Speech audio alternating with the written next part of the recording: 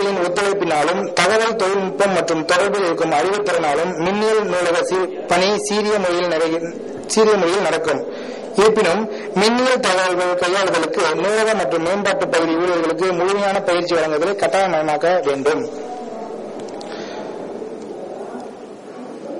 ஆக இது போன்ற பல சவால்களை நாம் மின்னியல் நூலகம் முழுமையாக செயல்படுத்தப்படும் போது வாய்ப்பு இருக்கின்றது.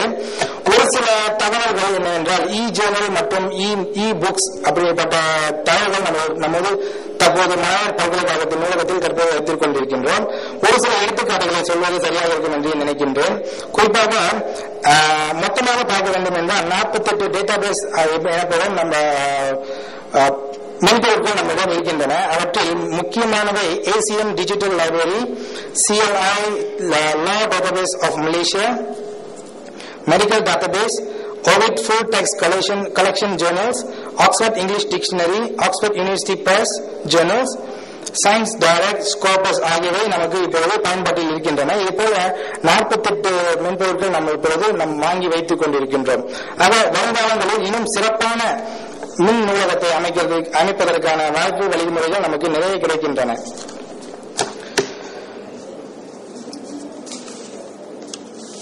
இதிலிருந்து பார்க்கும்போது இறுதியாக நம்ம இதிலிருந்து என்ன கூற வேண்டும் முடியும் என்றால், தகவல்களை பயணித்தாளர்களுக்கு வழங்கும் காப்பகமாக நூலகங்கள் எல்லா காலங்களிலும் செயல்பட்டு வந்திருக்கின்றன.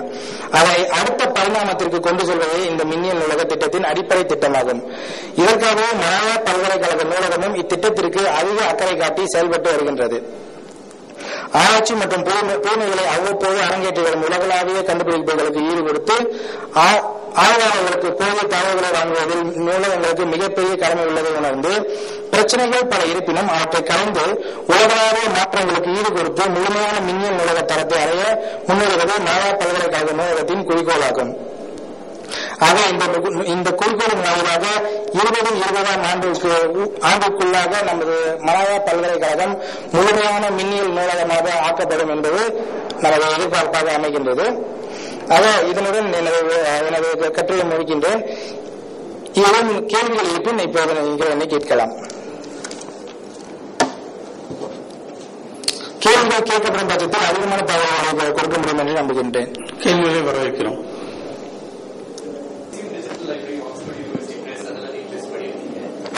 தமிழ்ல புக்ஸ் யாராவது Asian digital library, university, Oxford university press நீங்க லிஸ்ட் பண்ணிருந்தீங்க. இது இங்கிலீஷ் புக்ஸ் ஜேர்னல்ஸ் நிறைய வருது. ஆனா இந்த தமிழ்ல ஏதாவது டிஸ்ட்ரிபியூட்டர்ஸ் இருக்காங்களா உங்களுக்கு அட் த மோமெண்ட்? தற்போதைக்கு மலாயா பல்கலைக்கழகத்தை பொறுத்த மட்டும் தமிழ் மின் நூலகத்தில்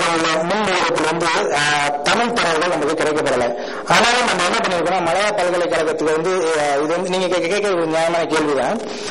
நாம என்ன பண்ணிருக்கோம் அப்படின்னு சொன்னீங்கன்னாக்கா 2 முறை இருக்கு. ஒரு முறை நம்ம என்ன பண்ணலாம்னா, இந்த மாதிரி ஸ்கோப்பஸ் இந்த மாதிரி ஜேர்னல்ஸ் அவங்க தர அந்த கான்ட்ராக்டர்ஸ் நம்ம வாங்கி மக்களுக்கு விநியோகம் செய்யலாம். இன்னொரு விதமாக இருக்கிறது. இதுதான் இப்ப என்ன செஞ்சுட்டு இருக்காங்கன்னா, இப்ப புது நூலகங்களுக்கு இது சாத்தியப்படும். ஏன்னா அவங்க தரவுகள் இப்பொழுதும் தான் சேகரிக்க தொடங்குறாங்க. ஆக அவங்க ஒரு ஜேர்னல்ஸ், புத்தகங்கள் மற்றும் மின்னியல் தகவல்களை வாங்கி அவங்க சேமித்து மக்களுக்கு வழங்க முடியும்.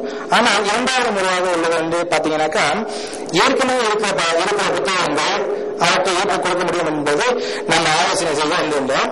அந்த பார்த்தீங்கன்னா பழைய புத்தகம் நமக்கு பெரும்பாலான தமிழ் புத்தகங்கள் புத்தக வடிவங்கள் இருக்கின்றன. ஜேர்னல்ஸ், புக்குன்னு சொல்ற அளவுக்கு நமக்கு எதுவும் தரவுகள் இல்லை. ஆக மலாயா பல்கலைக்கழகம் என்ன செஞ்சுக்கிட்டு இருக்காங்கன்னு சொன்னா, இப்பொழுது இது நடந்துகிட்டு இருக்கிற பணி நடந்து கொண்டிருக்கின்றது. பழைய புத்தகங்கள், மிக அருமையான புத்தகங்கள், மிக சிறப்பான புத்தகங்கள் முதற்கட்ட நடவடிக்கையாக இந்த புத்தகங்கள் அடையாளம் காணப்பட்டு அவற்றை மின்பதிவு செய்து கொண்டு வருகின்றோம். அதாவது அவற்றை ஸ்கேன் செய்து அவற்றை நம்ம மக்களுக்கு அந்த தகவலுக்கு பயணிப்பாளர்களுக்கு கொடுக்கும் வகையில நம்ம என்ன பண்ணிட்டு இருக்கோம்னாக்கா, எல்லாத்தையும் ஸ்கேன் பண்ணி அந்த புத்தகத்தை அப்படியே புக்கை எப்படிதான் படிக்கிறோமோ அதே போல புத்தகத்தை நம்ம இந்த வெப்சைட்ல நம்ம போட்டிருக்கோம். ஆக இது நம்மளோட தனிப்பட்ட முயற்சி, மலாயா பல்கலைக்கழகத்தோட தனிப்பட்ட முயற்சி. ஏன்னு பாத்தீங்கன்னாக்கா, மலேசியாவை பொறுத்த மட்டும் தமிழ் நூலகம் அப்படின்னு பார்க்க போனீங்கன்னா உயர்கல்வி கூடங்கள்ல மலாயா பல்கலைக்கழகத்தில் மட்டும்தான் இருக்கின்றது. இப்போது இன்னும் உப்சி என்ற சுல்தான் இட்ரிஸ் கல்வியியல் பல்கலைக்கழகம் இப்போதுதான் அங்க தமிழ் துறை ஏற்படுத்தப்பட்டு வருகின்றது. பல முயற்சிகள் இன்னும் நடந்து கொண்டுதான் வருகின்றன. ஆக மலாயா பல்கலைக்கழகம் பல்கலைக்கழக மின் நூலகம் தான் இது வந்து முன்னோடியா இருக்க போகுது. அதான் இந்த வேலையில வந்து அவங்க செஞ்சு கொண்டுதான் வந்துகிட்டு இருக்காங்க. கூட இப்ப தமிழ்நாட்டு கூட ஒரு உடன்படிக்கையோ அல்லது எதுவும் செஞ்சு கொண்டாக்க ஒன்னு வந்து நம்ம ஸ்கேன் பண்ணி அப்லோட் பண்றதையும் இங்க இருக்கிற இ-ஜர்னல்ஸ் நம்ம வாங்கி அவங்களுக்கு சப்ஸ்கிரைப் பண்ணி நம்ம கொடுக்கறதையும் செய்யலாம். அது எந்த தடையும் இல்லை. வேலைகள் ஆரம்ப வேலைகள் ஆரம்பித்து விட்டன. இப்ப வந்து நமக்கு வந்து ஏறக்குறைய சிறப்பான நூல்கள்னு சொன்னாங்க. ஆனா எல்லா புத்தகத்தையும் நம்ம கொண்டு வர முயற்சி பண்றோம். ஆனா ஆரம்ப கட்ட நடவடிக்கையா முக்கியமான சங்க இலக்கிய நூல்கள் போன்ற நூல்கள்லாம் வந்து நம்ம முதலில் பதிவேற்றம் செஞ்சிருக்கோம்.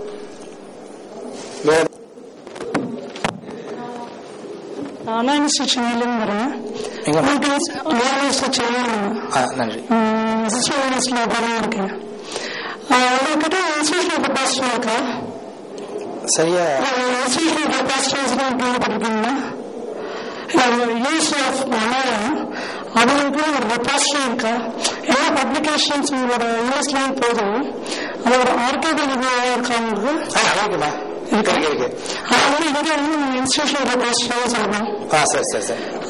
கேட்கறாங்க, ஸ்டார்டிங் ப்ராசஸ்ல இருக்கவங்க ஒரு புக்ஸ் இப்போ தமிழ் எதுவும் சொன்னீங்க. ஓப்பன் ஆக்சஸ் அந்த மாதிரி ஒரு வெப்சைட்ல போட்டுருந்தா உங்களோட விவரம் வேணும். அப்பதான் ரெஜிஸ்ட்ரேஷன் கெப்பாசிட்டி இருக்குன்னா உங்களுக்கு பற்றி சொல்லுவாங்க. சரி சரி. இப்போது நீங்க கேட்கறது பாத்தீங்கன்னா இப்ப நீங்க வந்து தொடக்க கட்ட முயற்சியில இருக்கீங்க சொல்றீங்க. நமக்கு வந்து அந்த மாதிரி இருக்கு. ஆனா நீங்க சொல்ற பேர்ல இருக்கிறதால எனக்கு கொஞ்சம் தடுமாற்றம் இருந்தது.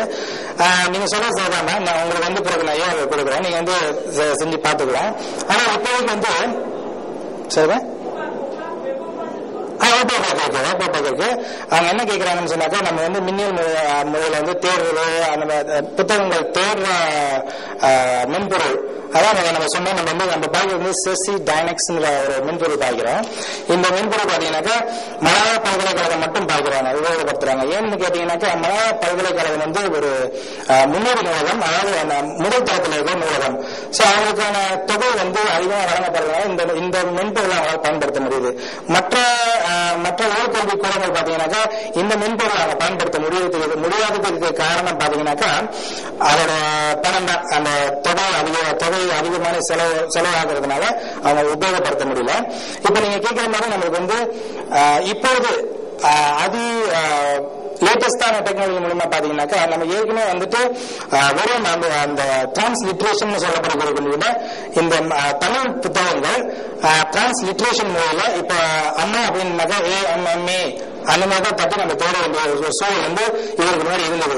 ஆனா இப்போதைக்கு பாத்தீங்கன்னாக்கா அப்படிப்பட்ட சூழல் நம்ம யூனிசி மலையாள வந்து இல்ல.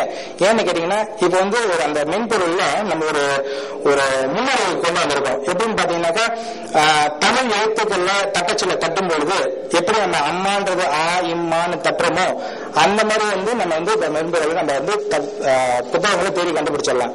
இது எப்படின்னு பாத்தீங்கன்னா இது வந்து ஒரு சின்ன முயற்சி மாதிரி தெரியலாம். இருந்தாலும் டிரான்ஸ்லிட்ரேஷன் பண்ணப்படுறப்ப ஒரு தமிழ் சொற்கள் ஆங்கிலத்தில் போகும்போது அதோட அர்த்தமே மாறி போடலாம். அது வந்து சம்பந்தம் இல்லாத புத்தகங்களை நமக்கு கொண்டு வந்து கொடுத்துடலாம். இப்பொழுது நமக்கு தமிழ்லேயே தேடப்பட முடியறதுனால அந்த தமிழ்ல நம்ம அந்த வார்த்தையை தட்டும்போது தட்டச்சு பண்ணும்போது அது தொடர்பான எல்லா புத்தகங்களும் நம்மளுக்கு வந்துடுறதோடு மிக வேறாகவும் அந்த துறையில் நம்ம தேர்ந்த புத்தகங்களை மீறி என்னென்ன புத்தகங்கள்லாம் நமக்கு இருக்குன்னு அதை வரிசைப்படுத்தி கொடுத்துரும். அதை வந்து நம்ம இலகுவாக பெற்றுக்கொள்ள வாய்ப்பு ஏற்படுகின்றது. அது பாத்தீங்கன்னாக்கா இன்னொரு சொல்ல வருது என்னன்னாக்கா இ-ஜர்னல்ஸ் புத்தகங்கள் வந்து இப்பொழுது நான் சொன்ன தமிழ்ல மலேசியால புத்தகங்கள் இ-ஜர்னல்ஸ் வந்து வர்றதில்லை. ஆனா வருங்காலத்தில் வரதுக்கான வாய்ப்புகள் அதிகமாக இருக்கின்றது.